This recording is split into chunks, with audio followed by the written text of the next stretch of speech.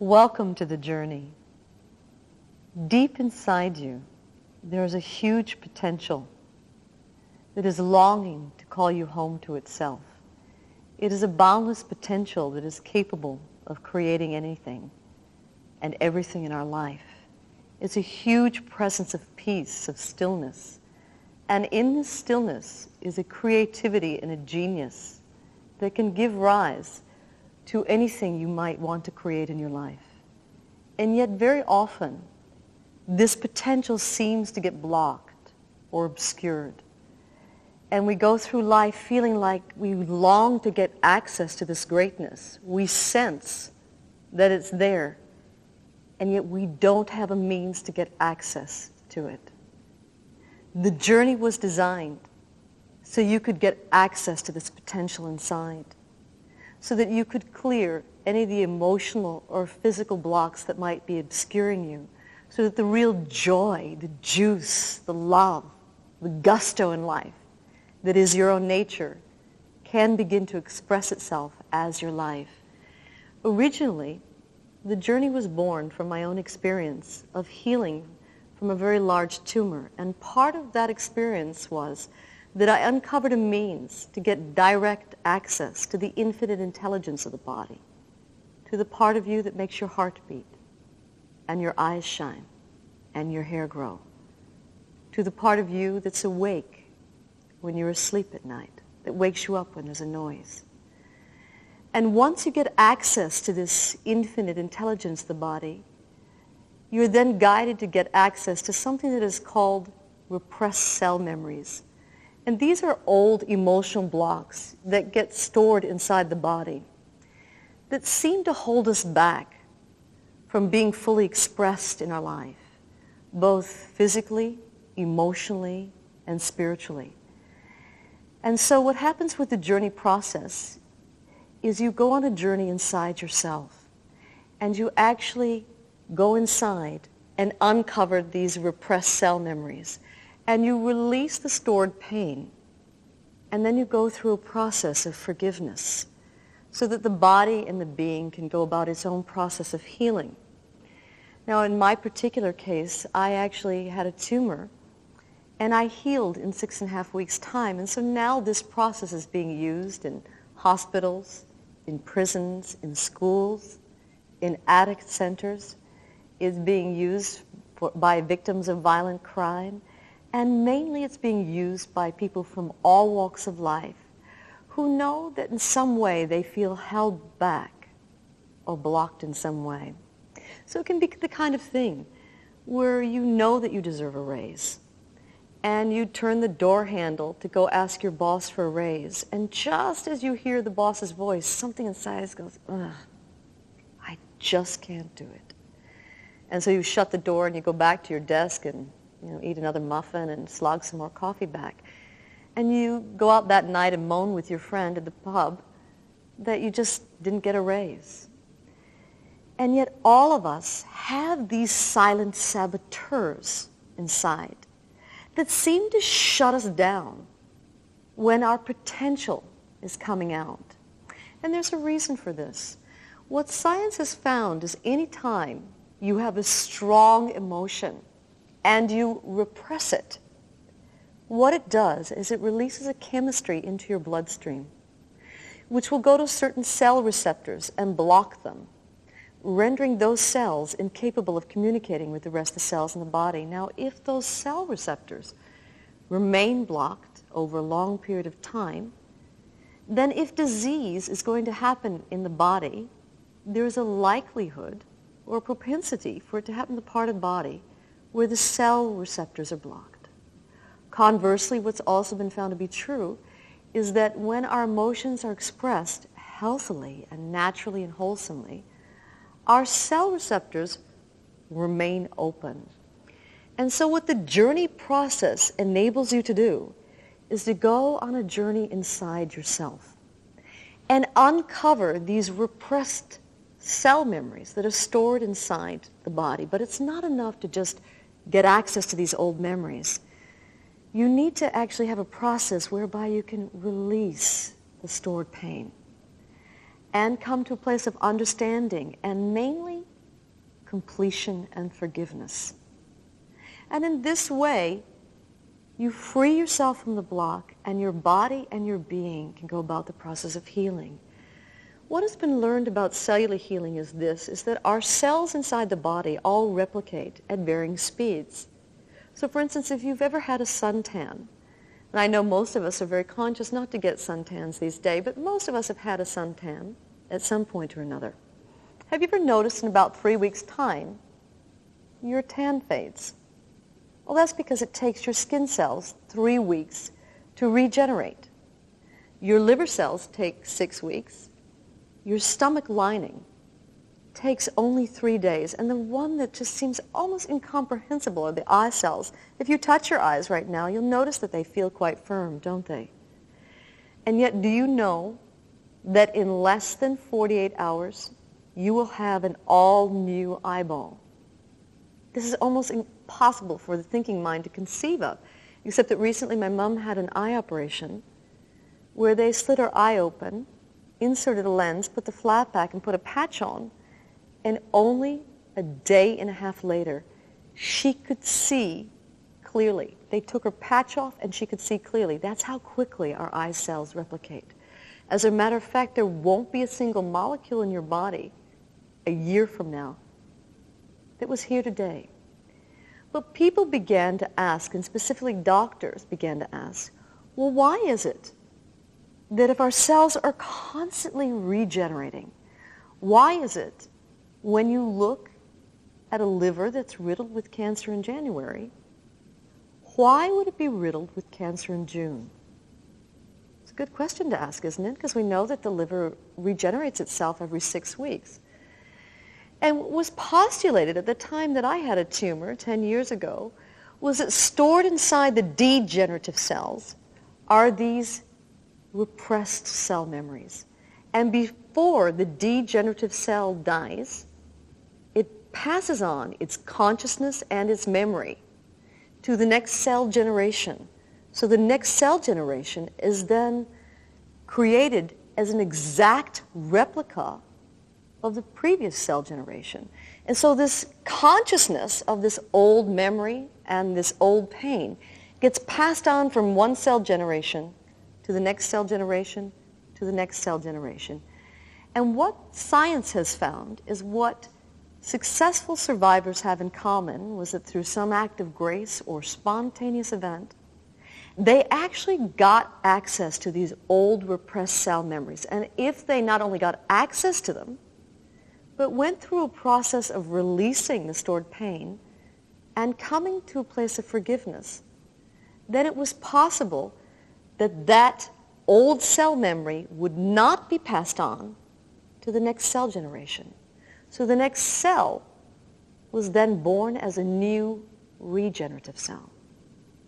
Now, I understood all this science. I had read all the medical textbooks, seen the case studies, and actually witnessed that cellular healing was possible. But no one had given us a method.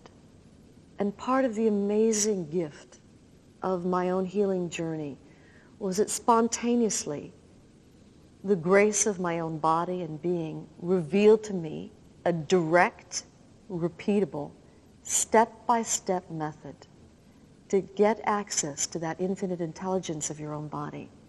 And then to get access to, and turn the flashlight on inside, and get access to these old repressed cell memories so that we can finally let them go so that the body and the being can heal. And so now this has turned into what is now called the journey. And there are two different processes that are available in the journey. There's the physical journey, which takes you on a journey inside your body and helps you get access to these memories and clears them so that your body and being can heal. And then there's the emotional journey, which is a very profound process in which you peel back the emotional layers and you open into a presence of peace inside, into a great love, into a wellspring of joy inside. You get direct access to the infinite intelligence of your own being. And it's from there that this inner wisdom then reveals to you what the root cause is of your surface emotional issue. And you go through a process of then facing that old issue, clearing it, letting it go, so that both the body and the being can go about the process of healing. So they're very, very powerful processes.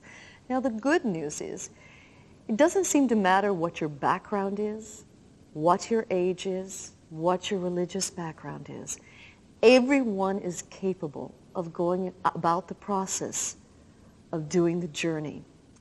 Everyone's capable of getting in touch with their own soul, finding their own answers, clearing their own issues. And then it's up to the grace of the body to go about the process of healing naturally. Now, this process has been successful with healing things like emotional issues that you might have, from anger to fear, to sadness, to loss of loved ones, to divorce issues, issues of abuse, issues where you felt just a deep, low self-esteem. I worked with gentlemen who've been heads of corporations, and yet when they undergo the process, they're able to clear a deep-seated feeling of low self-esteem and clear that out so that they're able then to give a speech in front of the board of directors and feel at ease with themselves and in a place of elegance when they're giving a speech.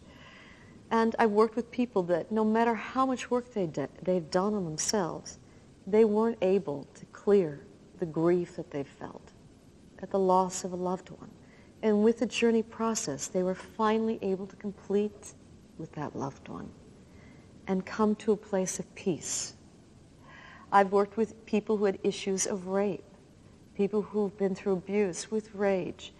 It doesn't seem to matter what our emotional issue is. You are capable of getting in touch with your own wisdom inside. You are capable of clearing your own issues. And there's a huge presence of peace waiting there inside that's calling you home to yourself. In that peace is a profound presence of stillness, of love, and of wisdom. And your own essence is calling you home to experience that wisdom inside, to experience your own potential. We've also worked with people who've been diagnosed with everything from cancer to brain tumors to arthritis. One woman had arthritis so strongly and so acutely that she couldn't even put her bedclothes on. It was so excruciating. Crohn's disease, with depression, chronic fatigue, allergies, asthma, eczema, on and on. Issues of migraines, issues of having colds, viruses. All of us are capable of going on a physical journey inside ourselves, getting access to these old, stored, repressed cell memories and clearing them. And with all of these instances that I've spoken about, people have been successful in healing themselves. And so now hundreds of thousands of people worldwide are using the journey to help heal both emotional issues and physical challenges. It's why it's being used in cancer hospitals, why it's being used by psychologists, psychiatrists, by business people. And what's been so moving is what has been happening in schools. And specifically, in South Africa, there was a beautiful woman there who was a school teacher. And she herself had been diagnosed with adult acne. And it was so severe, it was scarring her face. And of course, she went the medical route and tried to get medication prescribed, and nothing was healing it. Then she went the alternative route, and still she was not successful in healing. Finally, someone gave her the Journey book, and she thought, what have I got to lose? I'll do the process in the back of the book. And when she underwent her healing journey, she got access to the memory of when her dad died, and how she repressed all that, and how she'd been so strong. And she'd been strong for everyone in the family, but she'd never released the stored pain. And it was all festering there inside of her. And indeed, the adult acne had started after her dad had died. Not only did she release this pain, but she came to a place of understanding and completion with her dad and wholeness. Now, her little daughter had been diagnosed with asthma and allergies that were so severe that her mother said it was almost as if she was allergic to life.